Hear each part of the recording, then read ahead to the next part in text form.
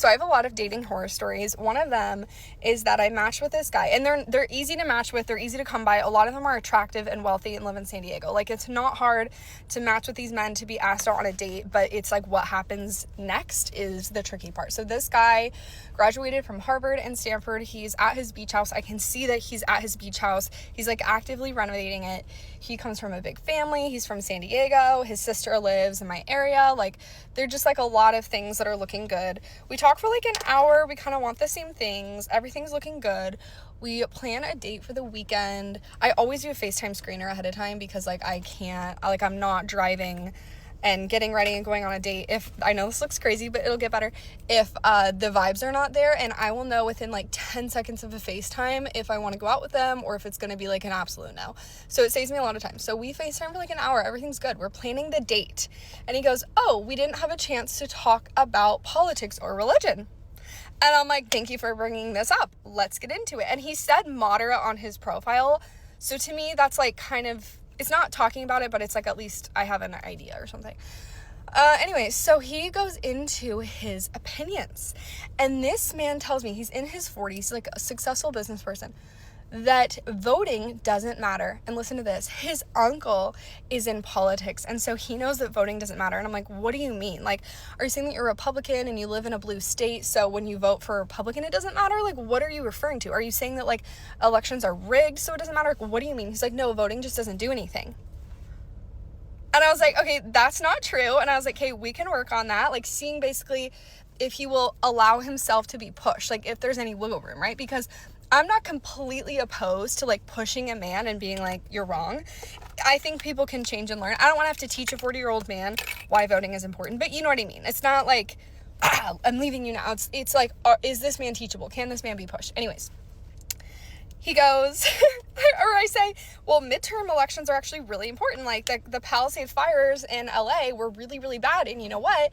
California voted against funding firefighters. And so are we surprised when there are these massive, massive fires and there aren't enough firefighters when we voted no on giving firefighters more money? Like, that had a direct impact on people losing homes. And, like, it was horrible. The Palisade fires were horrible. And if those police departments had like several more $1 million a year, imagine how better it could have been. Like, that's crazy. And then also on the ballot, it was if the California government should dictate what we do in San Diego, or if the people should have the power in San Diego. Like, obviously local government, I totally trust like local government more than just like, you know, some big national situation. So I voted for San Diego to get to decide what to do with the money. Sometimes it's like, should we give this to homelessness? Should we give this to substance abuse? Should we give this to mental health? Like, you vote on local elections that have direct implications for school districts, funding, like just so many different things. So to say like it doesn't matter is literally crazy. And it was giving the energy of like, I have a black friend.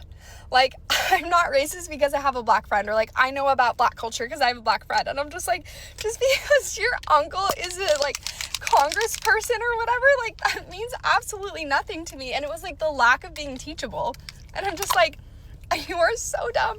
So yeah, no, I was like, I told him like, yeah, we're not going out. Like that was enough for me. That was enough for me. No.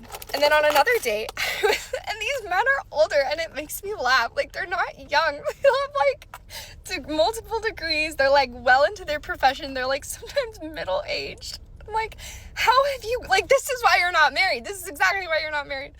So this other guy, I don't know how it got on the topic, but we were talking about how Republicans had the White House, the Senate, and the House of Representatives, and like something about that. And he's like, well, no, because, or we hadn't said that yet. He's like, well, we have checks and balances and like things can't get done because we have the House. And I was like, no.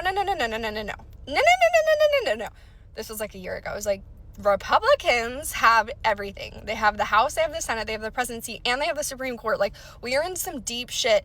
And he like didn't know that.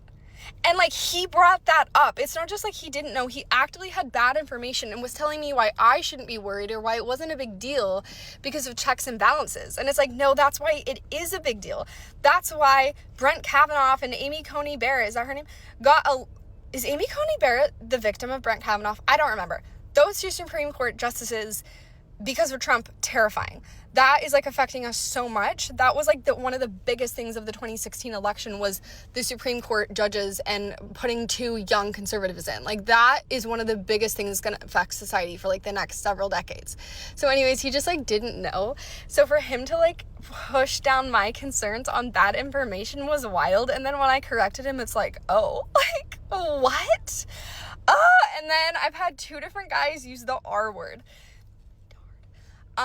Absolutely not. Broke it off with both of them and told them that was why. Like, what? And these men are in their late 30s. One of them was in his 40s that said that. And I'm just like, there is no way. And I go, certainly this is not the first time you've heard this, that's like not an okay thing. And one goes, was one of your kids R word? Is that why you care? And I'm like, no. And it shouldn't matter if my kids are disabled or not, because you just shouldn't say that in general. Like, what on earth? Like, this is why you're single. You're MAGA. You don't understand how the government works. You think voting doesn't matter. You're actively using the R word. Like, you have problems. Like, what? And then anytime a man does not have at least 50% custody of his kids, like, I'm always suspect. Or anytime a man intentionally moves away from his kids, which I know the irony. If you know, you know. The irony. Anytime they don't have 50-50 custody, anytime they move away from their kids, I'm like, what's your problem? Like, what's going on? So yeah, these men are like, no.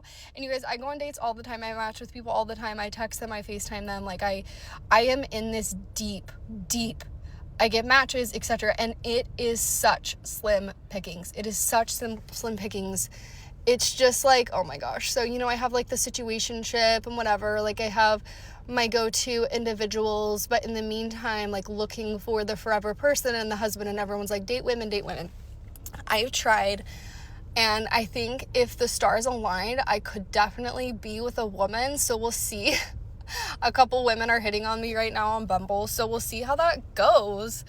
But it's just, when you get a divorce, you're not picking between your current spouse and a new spouse that's perfect for you. You really aren't. You're really picking between your current spouse and then maybe being single for like a really long time, or maybe not necessarily like a better person for you, but just a different person. But don't be in a marriage and be like, well, I can either have this person or this other person that has everything good my current husband has, but all these better qualities. No, because you might find yourself going on several dates a month, breaking up with all of them because they're just not at your level. And I came back from that date to a clean house, and my house cleaner had just come, and I had fresh flowers on the countertop, and it was like my 3-bed townhome with this beautiful view of a valley and a backyard patio space and a front yard with all these great neighbors. And I work part-time as a therapist in San Diego. It's my dream job. Like, I have a beautiful lifestyle, like go to workout classes, have days off. Like, it's just, I'm like, you know what? It sounds weird, but like, I am that girl. I know that sounds weird, you guys, but I'm like, I have a master's degree, I have a thriving therapy practice, I'm my own boss, like, I don't have HR, I decide what I do with my time, like, I live in one of the most beautiful places in the world, and you're just not at my level. And I know that sounds bad, but like, sometimes I have to remind myself of that, because I'm so used to myself that I forget that these men are just not at my level. They're not at my level. If there was a man like me with a master's degree, a thriving business, working part-time, had kids in like a bigger house, lived comfortably, was liberal, had lots of friends and hobbies, was active, had, their mental health in check, had been to years of therapy, like, that's a unicorn. Do you even know any men like that have their kids at least 50% of the time, if they do have kids, who wants marriage? Someone who bakes and cooks and helps their friends and has like a community. Like, doesn't that just sound like unicorn behavior? But that's me, and that's so many other women that I know. Like, it's just a day, it's one of those days where I'm like, you know what, I'll just stay single. Like, my life is good, I like this better than being married, and like, we're gonna be fine. So I'm gonna go into Barnes & Noble and see if there are any baddies in there, because a girl's gotta hustle. I also think that social media will like find me my husband. I wouldn't be surprised if like somebody slid into my DMs. I've already had guys slide into my DMs, but that's my other strategy. I'm just gonna have to like recruit someone to come to San Diego. That's my other thought too.